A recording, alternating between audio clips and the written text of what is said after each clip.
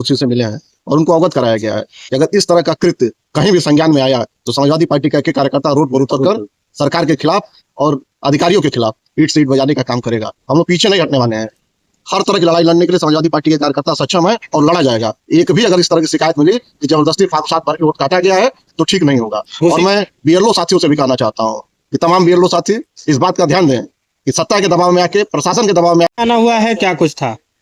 देखिए, हम लोग उप निर्वाचन अधिकारी से मिलने आए थे और जो समस्या है कि कई जगह हम लोग को ये सूचना मिली है कि जबरदस्ती फॉर्म 7 पे दस्तखत करा लिया जा रहा है और बिना बताए वोटरों के नाम काटे जा रहे हैं। ये वो वोटर है जो खास तौर से समाजवादी पार्टी से जुड़े हुए लोग हैं, यादव हैं, मुसलमान।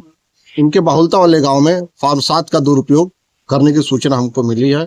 तो हम समाजवादी पार्टी के विधानसभा अध्यक्ष, महासचिव, तमाम नेतागण उप जिला अधिकारी घोसी से मिले हैं और उनको अवगत कराया गया है कि अगर इस तरह का कृत्य कहीं भी संज्ञान में आया तो समाजवादी पार्टी का एक कार्यकर्ता रोड पर उतरकर सरकार के खिलाफ और अधिकारियों के खिलाफ ईंट से ईंट बजाने का काम करेगा। हम लोग पीछे नहीं हटने वाले हैं।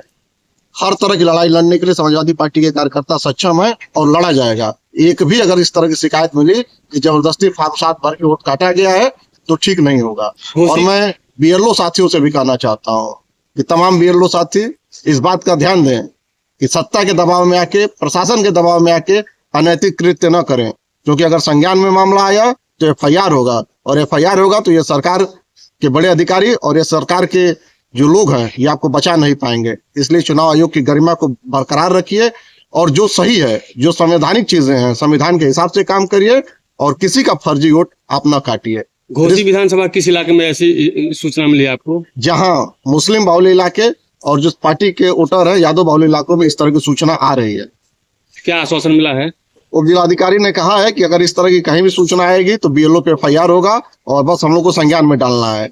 कल हम लोग समाजवादी पार्टी के तमाम सेक्टर प्रभारी और बूथों के लोगों से करेंगे कि इस तरह की कहीं भी सूचना मिले तो आप तुरंत हमको बताइए, हम लोग पहुंचेंगे और वहां के बीएलओ पे एफआईआर होगा अगर जबरदस्ती फॉर्म 7 भर के समाजवादी पार्टी के वोटरों को काटने का काम किया जाएगा। तो यदि सुनवाई नहीं होती तो फिर क्या होगा? सुनवाई करनी पड़ेगी इन लोगों को। अगर नहीं आरोप देखे गए नहीं करेंगे तो अगर सुनवाई नहीं होगी तो रोड है, समाजवादी पार्टी का एक कार्यकर्ता रोड पे उतर जाएगा और एसडीएम साहब को करना पड़ेगा, समाजवादी पार्टी के लोगों के साथ इंसाफ करना पड़ेगा। क्योंकि तरह तरह की बातें कई जगह से मेरे पास आ गई और केवल टारगेट केवल 2 मत बताओ, बेचारा मुसलमान हो गया है। जो सपा के कोर वोटर है उन्हीं की बाहुलता वाली जगह पे इस तरह की चीजें सामने आ रही हैं। तो ये आपकी जिम्मेदारी है कि डिलीट जो भी अगर ये तो भी फर्जी डिलीट हुआ लेकिन सब हम लोग तो हंगामा